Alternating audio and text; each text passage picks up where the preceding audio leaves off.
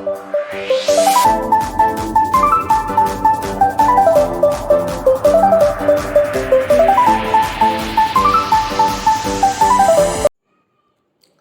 Civil engineers, कैसे हैं आप सब। आई होप आप सब अच्छे होंगे।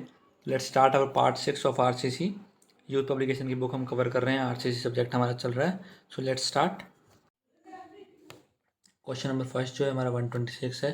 पूछा गया RRB JEE CBT 2 2019 evening shift में the working stress method is also known as. Working stress method इनमें से कौन सा होता है? Option A all of the options, option B critical method, elastic method, load factor method. याद रखना, working stress method में जो स्टील और कंक्रीट होते हैं ये दोनों हुक्स लॉ को फॉलो करते हैं। दोनों हुक्स लॉ को फॉलो करते हैं, ठीक है। इसलिए इसको हम इलास्टिक मेथड भी बोलते हैं। याद रखें, फ्यूचर क्वेश्चन आएगा तो कि वर्किंग स्ट्रेस मेथड को हम क्या बोलते हैं? Elastic method. ऐसे क्वेश्चन एसएससी में रिपीट होने के चांसेस बहुत ज़्यादा होते हैं, इसलिए हमें क्वेश्चंस पता होने चाहिए। तो ऑप्शन सी है करेक्ट आंसर इस क्वेश्चन का। Moving to our next question, question 127. RBJ 2019 evening shift. To design the deep beam, the factors that are taken into account are. Deep beam के डिज़ाइन के time हम कौन से factors को account में लेके चलते हैं? ऑप्शंस को देखते हैं। All of the options, non linear distribution of stress, temperature stress या लेटरल बकलिंग। याद रखना, जब भी बीम डीप होगा यानी कि उसकी डेप्थ बहुत ज़्यादा होगी, ठीक है, उसकी डेप्थ बहुत ज़्यादा होगी, हम मान के चलेंगे, ठीक है। तो उसमें लेटरल बकलिंग के चांसेस होंगे, बिल्कुल होंगे। जितनी डेप्थ ज़्यादा होगी उसका लेटरल बकलिंग के चांसेस उतने ज़्यादा हो जाते हैं, इंक्रीज हो जाएंगे, ठीक है। और जब डीप बीम है तो डेप्थ ज़्यादा है तो कंक्रीट भी ज़्यादा लगेगा, और कंक्रीट ज़्यादा लगेगा तो टेम्परेचर स्ट्रेसेस भी ज़्यादा ही अप्लाई होंगे। और non linear distribution of stress, this is also correct point. तो all of the options are correct, यानी कि ऑप्शन ए करेक्ट है। तो याद रखना, डीप बीम में क्या क्या होता है? लेटरल बकलिंग होती है, टेम्परेचर स्ट्रेस डेवलप होते हैं, और non linear distribution of stress हम लेकर चलते हैं while designing the deep beam. Option A correct है, all of the options. In future question आता तो हमें सारे कंसेप्ट हमें याद रखने हैं। Next question, question 128, RBJ 2019 evening shift. Grade of cement and concrete is expressed in which SI units? Option देखते हैं। MPa kg पर सेंटीमीटर स्क्वायर, PSI पास्कल। आपको पता है, मान लीजिए M20 ग्रेड है, ठीक है। तो 20 क्या होता है? FC के कैसे लिखते हैं इसको? 20 न्यूटन पर mm स्क्वायर और 20 MPa। बहुत इंपॉर्टेंट कॉन्सेप्ट है, बच्चों को याद नहीं रहता है, एग्ज़ाम में बार बार रिपीट होते हैं क्वेश्चन डिफरेंट फॉर्म्स में, डिफरेंट एग्जाम्स में। बच्चा गलती करता है, बट आप गलती नहीं करेंगे क्योंकि आपके कॉन्सेप्ट्स को हम थोरली स्ट्रॉन्ग करते जा रहे हैं, इन डेप्थ आपको चीज़ें कराते जा रहे हैं, ताकि आपके कॉन्सेप्ट इन फ्यूचर एग्ज़ाम में जब आपको ट्रायल हो आपके कॉन्सेप्ट्स का तो वो स्ट्रॉन्ग होने चाहिए, और कन्फ्यूजन नाम की चीज़ आपके एग्ज़ाम में होनी ही नहीं चाहिए। तो ऑप्शन ए यहाँ पे करेक्ट होता नज़र आ रहा है हमारे को। तो ऑप्शन ए करेक्ट है। नेक्स्ट क्वेश्चन हमारा क्वेश्चन 129, UPRV UNLJ 2019 में पूछा गया है। As per IS code the maximum area of tension reinforcement in a beam shall not exceed. Option देखते हैं। 0.06 BD, 0.04 BD, 0.12 BD and 0.08 BD। याद रखना, इस क्वेश्चन में तो बहुत इजी ऑप्शन गिवन है, बट इन एग्ज़ाम वहाँ पर आपको बहुत कंफ्यूज करेगा, कैसे कैसे करेगा मैं वो भी आपको बताता हूँ। पहले हम देखते हैं क्या होता है। याद रखना, AST मिनिमम, AST मिनिमम कितना होता है हमारा? 0.85 BD डिवाइड बाय FY। ये होता है हमारा AST मिनिमम। और AST मैक्सिमम कितना होता है? ये होता है 0.04 B कैपिटल D। अब यहीं पे कन्फ्यूज़न क्रिएट होता है। पहले तो मिनिमम और मैक्सिमम में कन्फ्यूज़न क्रिएट होता है, वो मैंने आपका दूर कर दिया कि मिनिमम होता है 0.85 BD डिवाइड बाई FY, और मैक्सिमम होता है 0.04 B कैपिटल D। अब सबको पता है स्मॉल डी और कैपिटल डी में क्या डिफरेंस होता है। और कैपिटल डी में से हम कवर माइनस कर देते तो हमारा इफेक्टिव कवर माइनस कर देते तो हमारा इफेक्टिव डेप्थ आ जाता है। और कैपिटल डी क्या होता है? हमारा ओवरऑल डेप्थ। तो याद रखना, मैक्सिमम एरिया निकाल रहे हैं तो यहाँ पे हम ओवरऑल डेप्थ ले रहे हैं, यानी कि 0.04 B कैपिटल डी। अगर ऑप्शंस में बी और स्मॉल डी गिवन हो तो वो गलत हो जाएगा। तो ऑप्शन को भी ध्यान से पढ़ना है, ठीक है। ये कन्फ्यूजन होता है AST मिनिमम AST मैक्सिमम में, 0.04 BD में। ये कन्फ्यूजन मैंने आपका दूर कर दिया है। कैपिटल डी स्मॉल डी में क्या डिफरेंस है ये भी मैंने आपको बता दिया है। इन फ्यूचर क्वेश्चन आएंगे तो आपको ये आने चाहिए। क्वेश्चन नंबर है हमारा नेक्स्ट क्वेश्चन। हरियाणा SSCJ 2018 में पूछा गया, which type of test on steel is done to obtain the graph of stress strain curve. बच्चा जल्दबाजी में है, क्वेश्चन को उसने आधा अधूरा पढ़ा है और ऑप्शंस कितने अच्छे से डिज़ाइन किया एग्जामिनर ने। पहला ही ऑप्शन कंप्रेशन टेस्ट दे दिया है ताकि बच्चा जल्दबाजी में गलती कर दे। और जो बच्चा कम पढ़ा लिखा है, जिसने कम कॉन्सेप्ट्स क्लियर किए हैं, शायद हमारे चैनल से नहीं पढ़ा हुआ, तो वह गलती करने के चांसेस उसके बढ़ जाते हैं। बट क्वेश्चन को बड़े ध्यान से पढ़ेंगे जब, which type of test on steel, steel पे कौन सा टेस्ट होता है while designing the graph of stress strain curve. तो स्टील की बात कर रहे हैं, स्टील पे याद रखना हमारा टेंसाइल टेस्ट होता है। कौन सा टेस्ट? टेंसाइल टेस्ट, यानी कि ऑप्शन बी है यहाँ पे करेक्ट आंसर। देखिए यहीं पर आपको कन्फ्यूजन हो रहा है, गलतियाँ हो रही हैं, यहाँ हो जाएंगी तो बहुत बढ़िया, एग्ज़ाम में नहीं होनी चाहिए। पॉइंट्स के मार्क्स के डिफरेंस से भी बच्चे का एग्ज़ाम रह जाता है, जो हम बिल्कुल नहीं चाहते। इसीलिए हम आपके लिए सीरीज लाए हैं ताकि कोई भी डाउट हो वो यहीं क्लियर हो जाए, एग्ज़ाम तक आप लेकर ना जाएं। तो ऑप्शन बी है करेक्ट आंसर इस क्वेश्चन का। Moving to next question, question number 31, Haryana SSCJ shift 1 2018, the ratio between ultimate stress and working stress is. Ultimate stress और वर्किंग स्ट्रेस का रेशियो को क्या बोलते हैं? ऑप्शंस देखते हैं, factor of safety, proof stress, breaking stress या फिर पॉइजन रेशियो। तो याद रखना है क्वेश्चन डिफरेंट फॉर्म्स में बार बार पूछा जाता है। जो फैक्टर ऑफ सेफ्टी होता है वो अल्टीमेट स्ट्रेस और वर्किंग स्ट्रेस का, अल्टीमेट स्ट्रेस और वर्किंग स्ट्रेस का रेशियो जो होता है वो होता है हमारा factor of safety. Ultimate stress और वर्किंग स्ट्रेस के रेशियो क्या बोलते हैं हम? Factor of safety. और ये पॉइजन रेशियो क्या होता है? पॉइजन रेशियो होता है lateral strain divide bye longitudinal strain. Lateral strain divide by linear strain भी बोल देते हैं, लॉन्गिट्यूडनल स्ट्रेन भी बोल देते हैं। Lateral strain divide by linear strain is known as Poisson ratio, जो कि ऑप्शन डी गिवन है। बट इस क्वेश्चन का आंसर हमारा क्या है? Option A. Question number 32, Haryana 2018, from the following which is not an imposed load. इनमें से कौन सा लोड है जो इम्पोज नहीं है? ऑप्शन देखते हैं, crane load, snow load, dust load या फिर इरेक्शन लोड। जो लोड उसके ऊपर पड़ रहा है वही तो इम्पोज लोड होगा। क्रेन लोड पड़ता है, बिल्कुल पड़ता है। स्नो लोड भी एक इम्पोज लोड है और डस्ट लोड भी एक इम्पोज लोड है। बट इरेक्शन लोड कोई उसके ऊपर इम्पोज थोड़ी किया जा रहा है। तो ये आप क्वेश्चन के ऑप्शन को पढ़ के समझ जाएंगे कि इरेक्शन लोड ही हमारा इनकरेक्ट है, इनकी वो इम्पोज लोड नहीं होता है। तो ऑप्शन डी है इस क्वेश्चन का correct answer. Crane load, snow load और डस्ट लोड सारे इम्पोज लोड होते हैं। इन फ्यूचर एग्जाम में आता है तो आपको ये याद रखना है। Question number 33, neutral axis is the axis at which stress is. Neutral axis जो एक्सिस होते हैं उन पर स्ट्रेस कितना होता है? जीरो, नेगेटिव, पॉजिटिव या फिर इनफाइनाइट। तो देखते हैं, ये हमारा स्ट्रेस डिस्ट्रीब्यूशन होता है ऐसे, ठीक है। ये जो होता है ये हमारा सिग्मा CBC कह सकते हैं इसको, और ये होता है हमारा सिग्मा ST। तो ये जो होता है ये होता है हमारा न्यूट्रल एक्सिस, ये होता है हमारा न्यूट्रल एक्सिस, ठीक है। सिग्मा CBC, सिग्मा ST, ठीक है। तो ये जो बीच में लाइन जाती है सेंटर में से, ये होती है न्यूट्रल एक्सिस। तो ये अपर ट्रायंगल और लोअर ट्रायंगल दोनों इक्वल होते हैं, तो बिल्कुल सेंटर से पास हो रही है, तो यहाँ पर स्ट्रेस क्या होगा? ज़ीरो। क्या होगा? ज़ीरो। आई होप आपको समझ आ गया होगा। सिग्मा CBC होता है अपर में और लोअर में सिग्मा ST। तो सेंटर में से जो ट्रायंगल को इक्वली डिस्ट्रीब्यूट कर रहा है, लोड को या स्ट्रेस को इक्वली डिस्ट्रीब्यूट कर रहा है, वो होता है हमारा न्यूट्रल एक्सिस, जहाँ पे स्ट्रेस क्या होता है?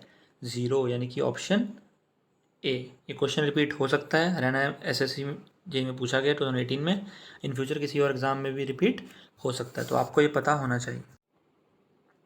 क्वेश्चन नंबर 34, SSCJ 2013 में पूछा गया, for two way action that mean punching shear, the calculated shear stress tau v should satisfy the following relation tau v less than equal to ks tau c, where tau c according to working stress method is expressed as। Punching shear की बात कर रहे हैं, generally footing design में use हम करते हैं इसको। तो जो tau v must be less than equal to ks tau c, ठीक है। और यहाँ पे टाउ सी के बारे में बात कर रहा है, क्या होनी चाहिए according to working stress method.